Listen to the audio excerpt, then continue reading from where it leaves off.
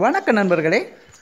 இன்றைக்கி நாங்கள் பார்க்க போகிறது என்னோடய வீட்டில் இருக்கக்கூடிய பேர்ட்ஸையும் நான் இப்போ புதுசாக அடித்து வச்சுருக்கிற ஒரு கேஜை பற்றின வீடியோ தான். இந்த கேஜ் வந்து இப்போ நான் அடித்து இப்போ 2 நாள் தான். இந்த கேஜை வந்து பார்த்திங்கன்னு சொன்னால் நான் ஆல்ரெடி ஃபிஞ்சஸ் வளர்த்து கொண்டு இருந்தேன் வீட்டை. ஃபார்மிங் வீடியோஸை வந்து நான் அடுத்த செக்ஷனில் நான் வீடியோ அப்லோட் பண்ணுவேன். இது என்னோடய வீட்டில் இருக்கக்கூடிய கேஜ் தான். சின்ன கேஜுகளில் 2 கேஜில் வச்சு ஃபிஞ்சஸை வளர்த்து கொண்டு இருந்தேன். நிறைய பேர்ட்ஸ் வந்து கொஞ்சம் கூடினன்றதால எனக்கு வந்து பேர்ட்ஸில் வந்து பொறிக்கிறதுக்கு வந்து அது வந்து முட்டை வைக்கிறதுக்கு வந்து இடம் சரியான பற்றாக்குறையாக இருந்தது. அதனால தான் வந்து ஒரு பெரிய கேஜ் ஒன்று அடிக்கணும்னு ரெடி பண்ணது தான் இந்த கேஜ். இந்த கேஜை பார்த்திங்கன்னு சொன்னால் மேலே தகரம் போட்டிருக்கேன், அதுக்கு மேலே தென்னை மரம் நிற்க, அதே மாதிரி தென்னை ஓலைகள் போட்டிருக்கேன். வெயிலுக்கு வந்து ரொம்பவே வந்து வெயில் வந்து உள்ளே வராத மாதிரி பார்த்து கொண்டிருக்கு. அடுத்தது வந்து இன்னும் பானைகள்லாம் வந்து செட் பண்ணல, ப்ரீடிங் புக்ஸோ பானையோ செட் பண்ணல. நான் இருக்கக்கூடிய அந்த நெட்டில் நான் ஆல்ரெடி நான் வச்சுருந்தேன் கேஜுக்குள்ளே, அந்த நெட்டை தான் எடுத்து வச்சுருக்கிறேன். பானைகள்லாம் வந்து இன்றைக்கு நாளைக்குள்ளே கொழுவிடுவேன். கொழுவும் போது அந்த வீடியோவை வந்து அப்லோட் பண்ணுவேன். கட்டில் பன்ஃபிஷில் அந்த இது வச்சுருக்கிறேன். கேல்சியத்துக்கு கட்டாயம் தேவை தானே, அதனால் வந்து கேஜுக்கு பக்கத்தில் அங்கங்கே பேர்ட்ஸ் வந்து சாப்பிடக்கூடிய மாதிரி எல்லா இடமும் வச்சுருக்கிறேன். அதே மாதிரி நாங்கள் வந்து தேங்காய் நார் போட்டிருக்கேன், தேங்காய் நார் உதிர்த்து போட்டிருக்கிறேன். அந்த தேங்காய் நார் எடுத்து அது வந்து அதுவாகவே வந்து கூடு கட்டும். தண்ணி வந்து ஒரு இடத்துல வச்சுருக்கிறேன், அது வந்து வெயிலில் இருக்க இடத்த மாற்றணும். அடுத்து வந்து இந்த கேஜில் வந்து கதவு கொஞ்சம் பெருசாக வச்சுருக்கேன், நான் உள்ளே போகக்கூடிய மாதிரி. போனால் தான் பேர்ட்ஸுகளை பிடிக்கிறண்டாலும் சரி, இல்லாட்டி பானைகள் அவசரத்துக்கு கட்டுறண்டாலும் சரி, எல்லாத்துக்கும் வந்து நாங்கள் உள்ளே போகக்கூடிய மாதிரி செட் பண்ணோம்னு சொன்னால் ரொம்பவே ஈஸியாக இருக்கும். பழைய ஆல்ரெடி அந்த கேஜிகளுக்குள்ளே இருந்த ப்ரீடிங் அந்த இதை தான் வச்சுருக்கிறேன். நார்மலாக வந்து அதில் இருக்கிறாங்க. இப்போ நான் இன்னும் வந்து கொஞ்சம் பேர்ட்ஸுகள் வந்து கொஞ்சம் வீட்டையும் கொஞ்சம் பேர்ட்ஸுகள் கொண்டு வந்து வைக்க வேண்டியிருக்கு. அப்போ அந்த பேர்ட்ஸுக்காக தான் இந்த பெரிய கேஜ் அடித்து வச்சுருக்கிறேன். ஃபுல்லாக வந்து இந்த கேஜுக்குள்ளே வந்து பார்த்திங்கன்னு சொன்னால் ஃபுல்லாகவே வந்து ஃபிஞ்சஸ் தான் வளர்க்க போகிறேன். ஏன்னு சொன்னால் இந்த கேஜுக்குள்ளே ஃபிஞ்சஸை வளர்த்துட்டு இதே மாதிரி இன்னொரு கேஜ் வந்து ரெடி பண்ணி அதுக்குள்ளே வந்து பஜ்ஜீஸ் வளர்க்கலாம்னு இருக்கேன். இந்த கேஜ் எப்படி இருக்குன்னு சொல்லி நீங்கள் சொல்லுங்கள், கமெண்ட் செக்ஷனில் சொல்லுங்கள். பெருசாக இருக்கா, பிடிச்சிருக்கா?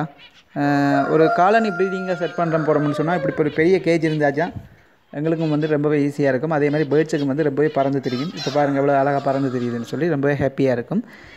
நாங்கள் வைக்கக்கூடிய சாப்பாடும் வந்து அதுக்கு ரொம்பவே வந்து உடம்புக்கு வந்து ஹெல்த்தியாக இருக்கும். ஏன்னு சொன்னால் பேர்ட்ஸை பொறுத்த வரைக்கும் பறந்து தெரிஞ்சால் தான் பேர்ட்ஸுக்கும் வந்து உடம்புல வந்து கொழுப்பு படியாது. கொழுப்பு படியாமல் பேர்ட்ஸும் வந்து ரொம்பவே ஹாப்பியாக இருக்கும்.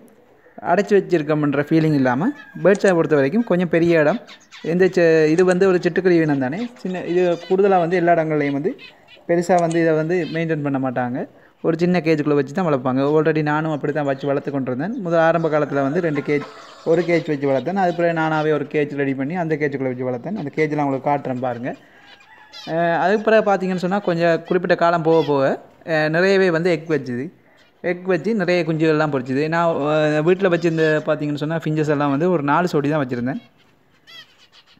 அதுக்கப்புறம் வந்து நார்மலாக வந்து எக் வச்சு நல்லா வந்து எக் வச்சு குஞ்சு பொரிச்சுது. அப்போ குஞ்சு பொரிச்ச நேரங்களில் வந்து நிறைய வந்து நான் சேல் பண்ணேன். இப்போதைக்கு வந்து சேல் பண்ணுற ஐடியா இல்லை. ஏன்னு சொன்னால் நிறைய பேர்ட்ஸை வந்து இந்த கேஜுக்குள்ளே வந்து ரெடி பண்ணி நல்லா ப்ரீட் பண்ணிவிட்டு அதுக்கு பிறகு சேல் பண்ணுற ஐடியா இருக்குது. ஃபிஞ்சஸோட பொறுத்த வரைக்கும் ஃபிஞ்சஸ் இனங்களை வாங்கி விடலாம்னு இருக்கேன். கவுல்டன் ஃபிஞ்சஸ், அதை ஓவல் ஃபிஞ்சஸ், அப்படி ஸ்டார் ஃபிஞ்சஸ், இப்போ இருக்கக்கூடிய ஃபிஞ்சஸ் இனங்கள் எல்லாம் சேர்த்து ஒருமிக்கப்பட்டு வளர்க்கலாம்னு இருக்கேன். உங்களுக்கு புதுசாக ஏதாவது ஐடியாஸ் இருந்துச்சுன்னா கமெண்ட் செக்ஷனில் சொல்லுங்கள். அந்த ஐடியாவுக்கு ஏற்ற மாதிரி கேஜை வந்து ரெடி பண்ணுவோம். பேர்ட்ஸ் எல்லாம் இப்போ வந்து ஓரளவுக்கு ஓகேவாக இருக்குது. இன்றைக்கு தான் பிடிச்சி எல்லாத்தையும் உள்ளே விட்டேன் நான். அதே மாதிரி பார்த்துக்கொள்ளணும், பேர்ட்ஸ் வந்து எங்கேயாவது ஒரு ஓட்டையால் போகிறதுக்கு வந்து சான்ஸ் இருக்காண்டு. ஏன்னு சொன்னால் நான் மேலேயும் வந்து நெட் தான் அடிச்சிருக்கிறேன். கேஜுக்கு மேலேயும் வந்து நெட் அடித்து அதுக்கு மேலே தான் தகரம் அடிச்சிருக்கேன். வெயில் காலத்துக்கு தான் நீங்கள் கொஞ்சமாக வந்து கேஜுக்கு மேலே வந்து ரொம்பவே வந்து ஓலைகள் வந்து போட்டு பார்த்துக்கொண்டீங்கன்னு சொன்னால் தான் சரி. ஏன்னு சொன்னால் பெரிய கேஜாக இருக்கிறது ரொம்பவே நல்லா வெயில் காலத்தில் ரொம்பவே பறந்து தெரிஞ்சு நல்லா ஹாப்பியாக இருக்கும்.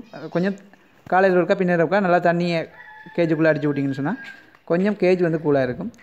என்னோடய பழைய கேஜை பார்க்காதவங்க இந்த பார்த்துக்கொள்ளுங்க. இந்த 2 கேஜுக்குள்ளே தான் ஃபஸ்ட்டுக்கு வந்து இங்கே சைட்டில் இருக்கிற கேஜுக்குள்ளே வச்சு வளர்த்தேன்.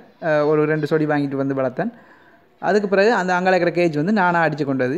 இந்த கேஜை பார்த்து எப்படி இந்த கேஜ் செட் பண்ணியிருக்காங்கன்னு சொல்லி இதை பார்த்து அங்கே இருக்கிற கேஜ் வந்து நான் செட் பண்ணேன். இந்த கேஜ் செய்கிறது ரொம்பவே கஷ்டமெல்லாம் இல்லை, ரொம்பவே ஈஸி தான்.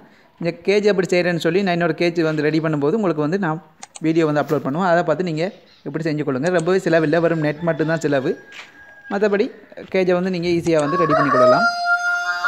அடுத்த வந்து இதுக்குள்ளே மாமரத்துக்குள்ளே வந்து பார்த்திங்கன்னு சொன்னால் நான் வந்து முனியா வளர்க்குறேன். முனியா வந்து முட்டை வச்சுருக்குது, ஒரு 4 முட்டை வச்சுருக்குது. உள்ளே வந்து இருக்கிறாங்க. இது நான் இப்போ 2 வருஷமாக வளர்த்து கொண்டு வரேன். பழைய வீடியோக்களை நீங்கள் பார்த்துருப்பீங்க. ஆல்ரெடி ஒருக்கா முட்டை வச்சு தான் அது முட்டை வந்து சக்ஸஸாக குஞ்சு பொரிக்கல. இந்த ட்ரிப் வந்து 4 முட்டை வச்சுருக்குது. பாப்போம் குஞ்சு பொரிச்சுன்னு சொன்னால் அந்த வீடியோ நான் அப்லோட் பண்ணுவேன்.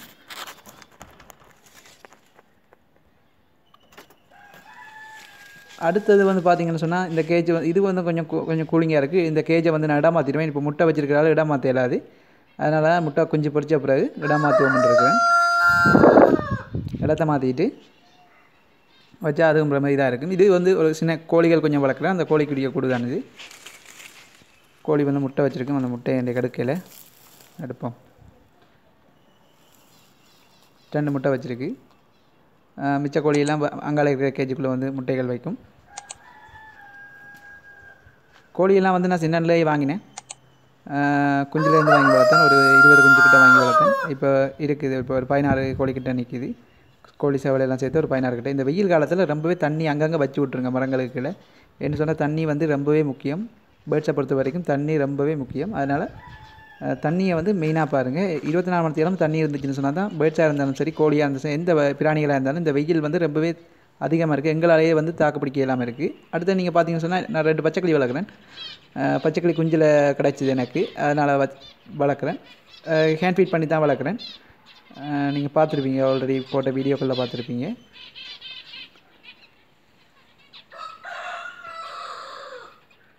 ரெண்டும் வந்து ஓரளவுக்கு வளர்ந்துட்டு முதல் வந்து ஒரு முடியும் இல்லாமல் தான் எனக்கு கிடச்சிது. இப்போ வந்து கூடுதலாக வந்து ரெண்டும் வந்து ஓரளவுக்கு வளர்ந்துட்டு இதுக்கு வந்து சாப்பாடு எப்படி ஹேண்ட் ஃபீட் பண்ணுறேன்லாம் ஆல்ரெடி நான் வீடியோஸ் போட்டிருக்கிறேன். பார்க்காதவங்க வீடியோஸை போய் பார்த்துக்கொள்ளுங்க. கூடுதலாக பேர்ட்ஸை பொறுத்த வரைக்கும் நீங்கள் ஹேண்ட் ஃபீட் பண்ணுறதுக்கு வந்து வலிக்கிறீங்கன்னு சொன்னால் நீங்கள் குறிப்பிட்ட அளவு டைம் வந்து உங்களுக்கு ஃப்ரீயாக இருக்கணும். ஏன்னு சொன்னால் அது வந்து ஒரு 2 hours 3 hours வந்து நீங்கள் கொடுக்கக்கூடிய சாப்பாடு வந்து அதுக்கு ஜீரணமாயிடும். அதுக்கு பிறகு வந்து திரும்பவே வந்து அதுக்கு சாப்பாடு கேட்கும்போது சாப்பாடு கட்டாயம் கொடுக்கணும். நீங்கள் சாப்பாடு வந்து கொடுக்குறதுக்கு டைம் லேட் ஆச்சுன்னு சொன்னால் அதுக்கு வந்து நிறைய பிரச்சனைகள் வரும். இறக்கிறதுக்கு கூட சான்ஸ் இருக்குது. அதனால் வந்து கட்டாயம் வந்து ஹேண்ட் ஃபீட் பண்ணும்போது பார்த்துக்கொள்ளுங்க. அடுத்து நம்ம புறா கூட்டை பார்ப்போம் வாங்க. புறா கூட்டை பொறுத்த வரைக்கும் பார்த்தீங்கன்னு சொன்னால் புறாவில் வந்து நார்மல் புறா தான் நான் வளர்க்குறேன். பார்த்தீங்கன்னு சொன்னால் தெரியும். கேஜ் வந்து இன்னும் வந்து ரொம்ப வேலைகள் இருக்குது. நான் வீட்டில் இருக்கிறத வந்து ரொம்ப கவனிக்கிறது குறைவு. ஏன்னு சொன்னால் ஃபார்மிங்கில் கொஞ்சம் மெனக்கிறதால அங்கே வந்து நிற்கிறதால இங்கே இருக்கக்கூடிய பேர்ட்ஸில் வந்து கொஞ்சம் கவனிக்கிறது கொஞ்சம் குறைவு. மற்றபடி பார்த்துக்கொள்கிறது. இந்த கேஜும் வந்து ரெடி பண்ணும்போது வீடியோ வந்து ஃபுல்லாக அப்லோட் பண்ணுவேன். புறா வளர்க்குற நண்பர்கள் இருந்தீங்கன்னு சொன்னால் கமெண்ட் செக்ஷனில் சொல்லுங்கள். நிறைய நண்பர்கள் இருந்தீங்கன்னு சொன்னால் புறா வளர்ப்பு சம்மந்தமாக நிறைய வீடியோக்கள் வந்து அப்லோட் பண்ணுறதுக்கு ரெடியாக இருக்கேன். நான் ஆல்ரெடி 2-3 வீடியோஸ் போட்டிருக்கேன். பெருசாக வியூஸ் போகல. அதனால் வந்து புறா வளர்ப்பு சம்மந்தமாக நிறைய வீடியோக்கள் போடையில. புறா வளர்க்குற நண்பர்கள் யாராச்சும் இருந்தீங்கன்னு சொன்னால் சொல்லுங்கள். நீங்கள் சொல்லுங்கள், லைக் பண்ணுங்கள். லைக் பண்ணிங்கன்னா தெரியும் நான் புறா சம்மந்தமான வீடியோஸ் வந்து நிறைய வந்து அப்லோட் பண்ணுவேன்.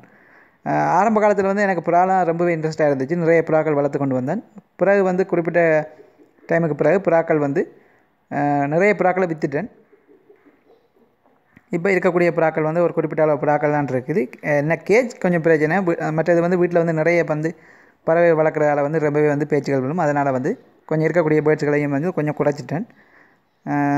அடுத்தது வந்து புறா வளர்ப்பில் வந்து நீங்கள் ஏதாவது டவுட்ஸ் இருந்து சொன்னாலும் கமெண்ட் செக்ஷனில் கேளுங்க. வெயில் எந்த பறவையாக இருந்தாலும் இந்த வெயில் காலத்தில் கொஞ்சம் வந்து அதிகமாக வந்து பார்த்துக்கொள்ளுங்க. என்ன சொன்னால் இந்த வெயில் காலத்தில் வந்து நிறைய பேர்ட்ஸுக்கு வந்து நிறைய டிசீஸ் வரும். அதே மாதிரி நிறைய வருத்தங்கள் வரும். வருத்தங்கள் வந்து கூடுதலாக தண்ணியிலேருந்து தான் பரவும். தண்ணி வந்து கேஜுக்கு வெளியே வைங்க. இப்படியான புறா வந்து ஒரு கேஜில் வச்சு வளர்க்குறீங்கன்னு சொன்னால் நான் மண்ணில் வச்சு வளர்க்குறேன். அதே மாதிரி மண் வந்து நீட்டாக க்ளீன் பண்ணிடுவேன். ஒரு வீக்கில் ஒரு 2 தடவையாவது கேஜை க்ளீன் பண்ணணும். அடுத்து வந்து கேஜை சுற்றி இருக்கிற இடத்தையும் பாருங்கள். ஏதாவது பாம்பு பூச்சிகள் ஏதாவது வருதான்னு சொல்லி. ஆல்ரெடி என் கேஜுக்குள்ளேயே பாம்புகள் வந்து கேஜுக்கு இல்லை கொஞ்சம் பக்கமாக வந்து பாம்புகள் இருக்கிறதுக்கு சான்ஸ் இருந்துச்சு. அப்போ நான் ஒரு பாம்பு ஒன்று பார்த்து அடித்தேன் நான். அதே மாதிரி நீங்கள் கேஜுக்குள்ள இந்த என்னென்னு சொன்னால் புறா வளர்க்குறால என்ன பிரச்சனைன்னு பார்த்தீங்கன்னா புறா வந்து எச்சம் வைக்கும்ல, அந்த எச்சத்தில் இருக்கிற வாசம் வந்து எச்சத்துக்கு தடி வந்து பாம்புகள் வந்து குயிக்காக வரும்.